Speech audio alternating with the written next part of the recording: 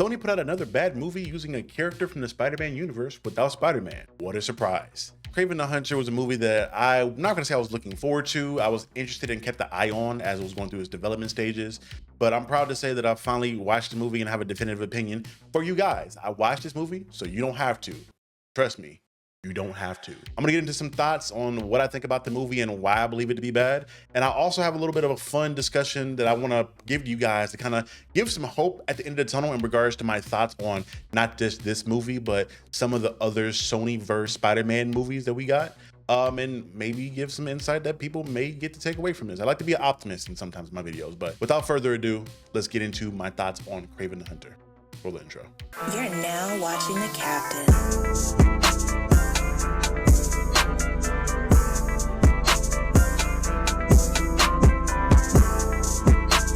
So the issue you see with a lot of these movies is obviously the lack of there being Spider-Man. It's really hard to make a movie using all these Spider-Man villains without Spider-Man being in them, because usually he is the motivation for them even existing in that verse. And Kraven is no different. If you look at Kraven in the comics historically, his main reasoning for even being in the comic book was the idea of him hunting down the most dangerous game. And that game historically was Spider-Man. That was the reason for his first appearance. There are characters throughout this movie that are comic accurate, that were historical in regards to his brother, the Chameleon. Sorry for the spoiler alert, should have put that earlier. No, now Chameleon is in this movie, and if people aren't aware of who the Chameleon is the half brother of Kraven. Essentially, the beginning of Kraven's interest into Marvel Comics in general was Chameleon dealing with Spider-Man time and time again, having his plans foiled by Spider-Man, and he then decided, hey, somebody has to take him out, but Spider-Man is too dangerous for me to deal with alone. How do I get this done? Oh, there's one person I can think of that's dangerous enough to come take him out, him being his half-brother, Kraven the Hunter. Thus, Kraven is brought into the Americas, and him hunting down Spider-Man is this big spectacle that happens there. And this story isn't too different from any other version of Kraven you see. Usually he's brought in as a means to capture or kill Spider-Man for him to be his biggest game. And instead of getting that kind of an idea with Kraven, I feel like we get more of a thing where he is a bounty hunter, essentially. He grows up with his father, who was a gangster in the Russian mafia, or just a gangster in Russia in general, and he just isn't a good guy. Like, Russell Crowe does a good job of just being a asshole in this movie, and he was probably one of the better performances in the film that I remember seeing. The issue that I have in regards to this is he, at least in the beginning of the movie, because that's a whole different conversation I want to get into in a little bit, he's the main motivator for Kraven just being Kraven. He becomes Kraven the Hunter because his father's such an evil asshole of a man. He decides to run away into this like jungle bungalow that his mother brought them to as a child and become a bounty hunter over time. And that's why he's Kraven the Hunter. Not because he's hunting big game or anything of the sort, but genuinely because he just wants to kill all the evil men in the world. And the issue I have with this is the issue you see with a lot of these Spider-Man villain movies, is that they try to make these villains historically be morally ambiguous people in these movies, or just overall be a hero. And they're trying to do this so they can, you know, pump out 1 million of these movies, like with Venom or this. But the issue I have here is that at its core, a lot of these characters are evil. Yeah, you can say Venom isn't necessarily an evil person all the time in the comics, but for the most part, he's looked at as a villain, at least the Eddie Brock version of Venom. Like, when I look at the Venom movies, personally, in my opinion, those should all be like semi-horror movies to an extent. Venom should be this monster that is really tough to deal with, and it should be more of a mental, psychological thing of Eddie trying to control the symbiote, not him being his best friend in a buddy cop type of scenario. And again, this to me is the biggest issue. All these characters, they try to turn into heroes, and they try to make it more complicated than it needs to be. They're bad guys, let them be bad. You can have moments of levity, and even if you want to make them anti-heroes in more of a Logan or Wolverine sense of the manner, they don't need to be so soft and cuddly and sweet. Because although these movies portray a lot of violence and these characters kill people, it's always for this good morally or a ethical reason. It shouldn't be that. It should just be them being horrible people, doing horrible things, and we see a movie that takes them on an arc. But that being said, to get back into the Kraven movie, yes, he's a bounty hunter in this movie, and he's a bounty hunter because of his sadistic, evil father, essentially. But wait, that's not just the reason that this movie is bad. To get back into the beginning of how he even got into his abilities, because remember in the comics, Kraven the Hunter, he's strong and nimble and able to do all these things up to a Spider-Man level because he has this African potion that he was given in some instances in certain versions, or in the original version, hey, he stole from somewhere in Africa, this African shaman or whatever it may be, that gave him his super abilities. That is somewhat close to what happens here, but instead of him stealing the potion from somebody, it's a potion that we see a character by the name of Calypso in this movie. She gets from her grandmother, and this drug that she gets from her grandmother is probably better than a super soldier formula if we keep it at a buck. This thing gives Kraven the ability to be a god in this universe, but she gets this from her grandmother, and her grandmother lets her know through tarot card readings that she is going to know what to do with it when the time comes. This is the first issue I have with the film, for the factor of the thing that gives Kraven his ability that makes him so strong is just something that he happens to get by coincidence. Like, he happens to get attacked by a lion on this hunting trip with his father, and the lion happens to drag him right in front, like literally right in front of Calypso, and she just gets this sixth sense to go find him. It's a lot of like nonsensical stuff, and it's one of the reasons that you can tell this script felt like it was pieced together. The format of the movie in general, if I had to break it down simplistically, is exposition, dope action scene, exposition, dope action scene, and then end exposition. That's literally the formula of the movie. And again, like I said before, the action scenes when they're there are dope. Like, the violence was there. The gore and the strength and the cunning that I would associate with Kraven the Hunter from a physicality standpoint, you get in this movie. I will say that. But everything else, not really. So now that we've gotten through most of the origin of how he got his abilities, I want to show you why this doesn't make more sense as we go through the movie. Because the movie really just forgets itself at what points it's trying to make, mostly by proxy of the villains in this movie. I have to say, outside of Russell Crowe's character, the father, there wasn't a lot of villains in this that made sense to me. They looked relatively cool, but some characters just didn't need to be in this movie. The character Rhino did not need to be one of the main antagonists to Kraven the Hunter in this movie. The character that I call him Shades because he's this character that is just called the Hitman, I believe, and he has this like really mysterious backstory to where he is the student of this major hitman that Kraven killed at some point, and now he's out for revenge on Kraven. What annoyed me about this character, because I think he had a lot of promise, but they essentially brought him in and then got rid of him at a whim. Like, he was killed off by somebody else, by the Calypso character, damn near off screen. Like, it was on screen and you saw him die, but he beats Kraven essentially to a pulp, and he literally has him at gunpoint defeated. He's about to kill Kraven, and then the Deus Ex Machina of her flying in with the arrow, which they kind of like quickly foreshadowed this earlier in the film. She just shoots him in the face with the arrow. It was the most anticlimactic shit that I have seen in a very long time. Like, literally, this big major villain who is strong enough to defeat Kraven in equal combat. Well, granted, he drugged him up, but that's a whole different thing. But he's able to beat him, just gets killed off because he wasn't paying attention to the lady with the bow and arrow, like 30 feet away. It was really sloppily written. And again, I'm not usually the type of guy to try to rag super hard on writing in Hollywood, because again, I'm not a writer. It's a lot harder than what people think.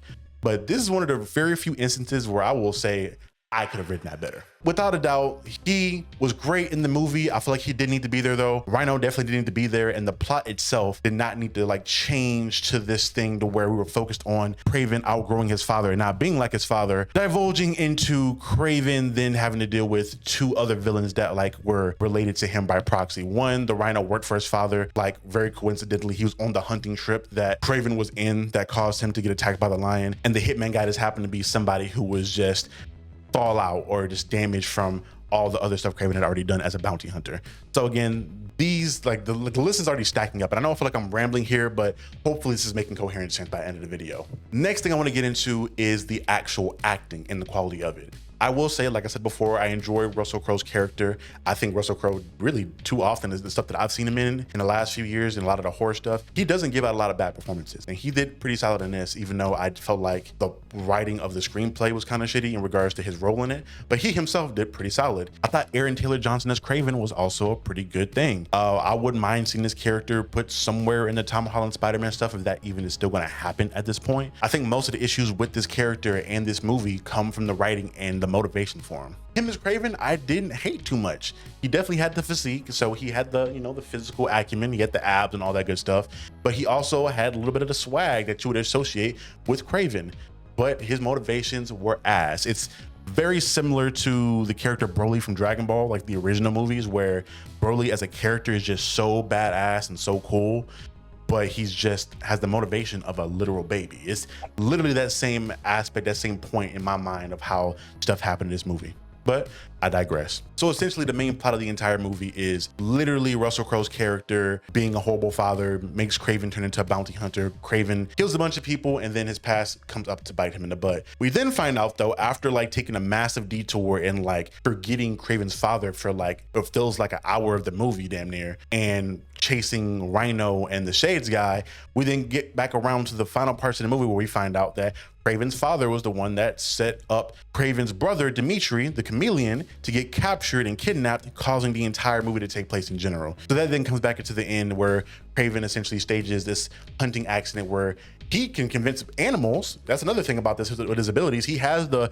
regular abilities that you would associate with Kraven in the comics as far as being really strong, really fast, but additionally, he literally can like communicate with animals or like get them to do what he wants, because sometimes he's like getting hunted by them and they're fighting him at a whim, and other times he's able to get them to do things that he wants to do. Like there's literally, outside of the final fight where the bear is attacking his father, there's literally in one of the final scenes where he's fighting Rhino, he gets a horde of buffalo to like circle him and Rhino in a dance battle circle damn near, and he just circle around them for like 5 to 10 minutes of the fight and then just run off. And I'm like, if he can communicate with them to get them to do what he wants, almost like Aquaman, why the hell is he getting attacked by leopards randomly in the middle of the forest? It just doesn't make sense. And it's just another thing about this. Like a lot of the stuff that they tell you about the character isn't necessarily consistent by the end of the movie. It's the whole thing. Again, this video isn't gonna make a lot of sense, but hopefully, editor, please make it make sense, because I'm rambling. I'm giving my thoughts on it.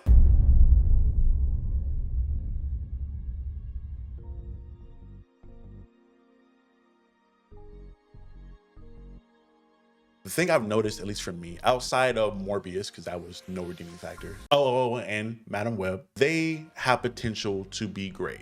Having these villain movies without Spider-Man is a little hard to do because their motivations come from being around Spider-Man. But you know, it's not impossible to do. I think these movies could have been good. Where I think the difference of what makes them good or bad comes in is in regard to what type of characters these characters are portrayed as. And in saying that, Sony was doing this thing to where they tried to make all these characters heroes or ethically ambiguous. Like with Kraven, he murdered people, but he still did things out of the goodness of keeping bad people out of the world. Don't fucking do that. These are villains, let them be villains. Even if you wanted to bring in the aspect of like enemy symbiotes or Null coming in to be an issue for him to go against, he should be fighting them because they're trying to murder him, not because he wants to save the world. Venom should not be the whole lethal protector. They should keep that hero shit for when he's actually in a Spider-Man movie, because we do know at some point he'll make an appearance in a Spider-Man movie, either him or the Venom symbiote, one of the two. Outside of that though, he should not be trying to save people. He should not be having buddy cop quips here and there. Again, although some of that stuff was funny, it should not have happened. With this Kraven movie, he should not have been a bounty hunter, or if you made him a bounty hunter, he should have been killing good people as well. If you wanted to make him morally ambiguous, let him kill good and bad people for the sake of the hunt. Let them be evil, let them do villainous shit, and you'll be okay. I think these movies could have been good if we allowed the villains to be actual villains and not trying to make them all heroes and make them morally ambiguous and make them anti-heroes, because then you can then parlay them into the actual Spider-Man movies you wanted to make in the new Spider-Man trilogy, which may not even happen now because you bombed on every single one of these villain movies you put out outside of the Venom movies, essentially. And it could have been good. Spider-Man would have been able to fight them. He would have had a reason to fight them. Kraven could have tried to hunt Spider-Man, but if you know, Kraven's a bounty hunter who's only hunting bad guys, what reasoning does Spider-Man have to actually fight him? Or what reasoning does Kraven have to want to hunt him? If Venom is a demon slime monster, he can fight Spider-Man, and that makes sense. But if he's a lethal protector, what reasoning does Spider-Man have to fight him? And if they weren't able to come up with reasonings for these characters to even have their own motivations that they already have and make that good, I highly doubt that you could then take them as they are now and then change their core stuff to make it make sense in a collaboration movie with Spider-Man. This shit had no hope, and I'm bagging on it like most people will, and it's nothing, everything I'm saying isn't anything just innovative. I think a lot of people have said a lot of the stuff that I'm saying, But in regards to the optimism of it, I do think and believe that Aaron Taylor Johnson, Tom Hardy, their portrayals of both those characters were okay. And hell, even to an extent, if I didn't hate Jared Leto, I would say that you could take the Morbius character and possibly make him work. You could bring these characters into a movie if you had given them proper motivations and kept their core stuff a lot closer to the comic reasons of why they were there. Because again, they were there for Spider-Man. I think you could have made those. I think you can make those movies work per se. I would love in the future, because I don't think Sony's giving up Spider-Man anytime soon, and they're probably going to force out the collaboration movie with this. They're going to force out the Sinister Six. If you're going to force the Sinister Six and bring all these characters around, you have to redo their motivations. Like, we have to damn near retcon these characters. Because I do believe they can work. I do think the casting for these characters was solid, but everything else around them was boo-boo. I've talked up a storm. I've rambled on a lot. Y'all let me know what y'all thought about this movie if you wasted your time to go see it. I don't recommend anyone to go see this movie. Let it die. Don't waste your money. I only watched it because I saw it for free with my subscription to my local theater and because it was for content for you guys. But all in all, y'all let me know what y'all thought about Kraven the Hunter if you went to go see it. I try to promote things that are good and not rag on the bad stuff as much, just because everybody's going to have a video on why something is horrible. And I try to bring out the positivity in it. But this is a movie that I just cannot let get away and just had to make a video on and let people know how bad it was. But like I said before, I do think there is a light somewhere far, far, far at the end of the tunnel in regards to potential for these characters or these actors in future movies or future roles or future projects. Like I said, guys, this has been Captain Diesel of Captain Diesel's Dojo. If you enjoyed my rambling session and my ranting session about this movie, you can find other more, cohesive videos on the channel. I cover comics, games, movies, all that good stuff, and I've discussed a plethora of things in regards to nerdy content on my channel. So you guys, please subscribe, like this video, because liking the videos does a lot in regards to putting this video in front of more people and helping me grow my platform to give you guys dope content. So I would greatly appreciate it. In addition, if you guys want to be a part of a dope community, feel free to look in the description below, because there will be a link to my Discord channel and my other social medias where you guys can find and contact me and let me know if there's movies or games or anything you want me to cover, discuss, or even see me stream, because I do game stream here on the channel as well while I play games. I try to play a wide array of games, from Pokemon to other story-based games and even sometimes Call of Duty. You can see me play all that stuff here on the channel. And again, thank you guys so much for watching. This has been Captain Diesel of Captain Diesel's Dojo. I love you guys. Thank you for watching a single second of this video. And again, I'm rambling. It's late. I'm tired. I will see you guys next time. Peace.